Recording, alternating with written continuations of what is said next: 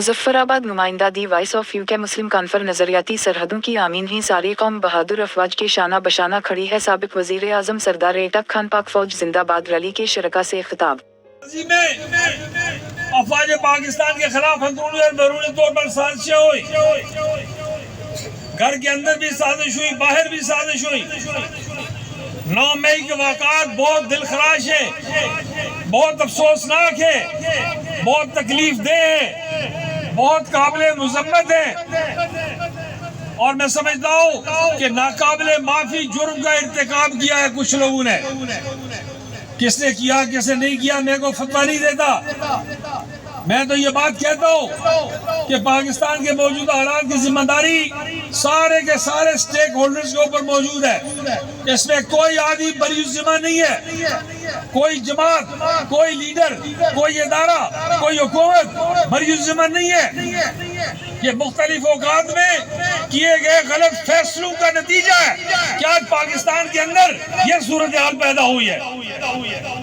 नीयत ठीक होगी, किसी की नीयत खराब होगी, किसी की दिलचस्पी कम होगी, किसी ने टाइम पे फैसला नहीं किया होगा, किसी ने तवज्जो नहीं दी होगी, किसी ने उसकी अहमियत को महसूस नहीं किया होगा, किसी ने उसकी जरूरत को महसूस नहीं किया होगा। ये सारी बातें हो सकती हैं। मैं इस बहस में नहीं पड़ता कि कौन ज्यादा और कौन कम जिम्मेदार है, लेकिन अगर ये बात दुरुस्त है कि सारे के सारे स्टेक होल्डर जिम्मेदार हैं तो फिर इस मसले को हल करने के लिए पाकिस्तान के तमाम स्टेक होल्डर्स को अपना किरदार अदा करना होगा। हम अल्लाह का शुक्र अदा करते कि हमें आज ये काम नए सिरे से नहीं शुरू करना। हम रोज़े अव्वल से ये जिम्मेदारी खतरात के आगाज से हमने ये जिम्मेदारी अपने सर ली थी और सारा साल हम अफवाज पाकिस्तान के साथ यकजहती का इजहार करते रहे। हम आज भी समझते हैं कि मुसल्लह अफवाज पाकिस्तान के वजूद के लिए नागुज़ीर है। मुसल्लह अफवाज पाकिस्तान मसला कश्मीर के हल के लिए नागुज़ीर है। मुसल्लह अफवाज पाकिस्तान इस इलाकाई सालमियत के लिए नागुज़ीर है। हिंदुस्तान की बारादस्ती को रोकने के लिए नागुज़ीर है। उम्मत मुस्लिमों में पाकिस्तान के किरदार को यकीनी बनाने के लिए नागुज़ीर है। पाकिस्तान वाहिद मुसलमान आदमी ताकत है, उसका वजूद, उसका मुस्तहकम होना सारी उम्मत मुस्लिमा के लिए अहमियत का अमल है।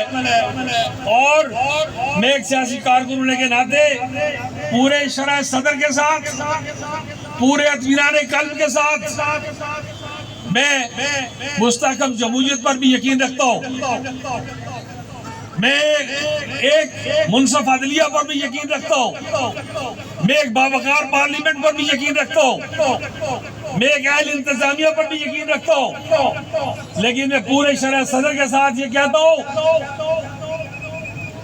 कि अदलिया दिफा का मुतबादल नहीं हो सकती, मईशत दिफा का मुतबादल नहीं हो सकती, पार्लियामेंट दिफा का मुतबादल नहीं हो सकती, जमहूरियत दिफा का मुतबादल नहीं हो सकती।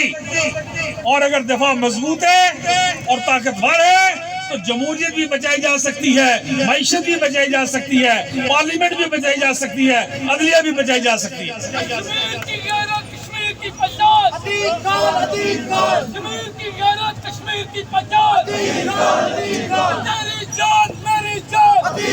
मैं नाम नहीं लेता एहतराम की खातर, लेकिन याद दहानी के लिए कहता हूँ जमातें बनवाई गई।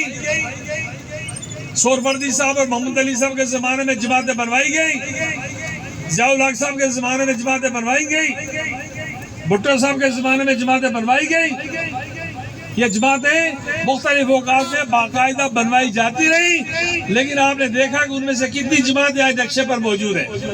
कई जमातें ऐसी हैं कि आपको नाम भी पता नहीं हो सकता, लेकिन मुस्लिम कॉन्फ्रेंस आज 90 साल पूरे कर रही है।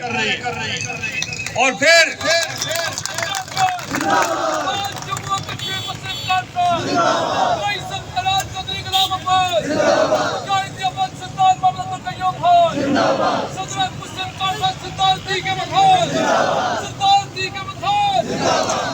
ये इस बगैर किसी तैयारी के, बगैर किसी इंतजाम के वादी नीलम से लेकर वादी झेलम से लेकर बाग और रावला कोट तक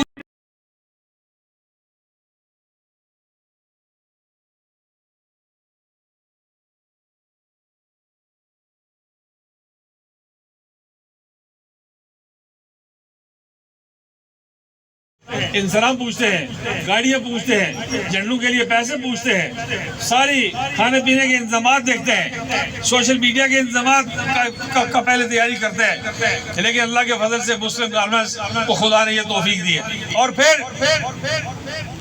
मुस्लिम कॉन्फ्रेंस का एक मौक़िफ़ है, आपको इस पर भी मैं खराज तहसीन पेश करता हूँ कि जब हम अफवाज पाकिस्तान जिंदाबाद की रैली निकालते थे, मुस्लिम कॉन्फ्रेंस का दस्तूर वाहिद दस्तूर है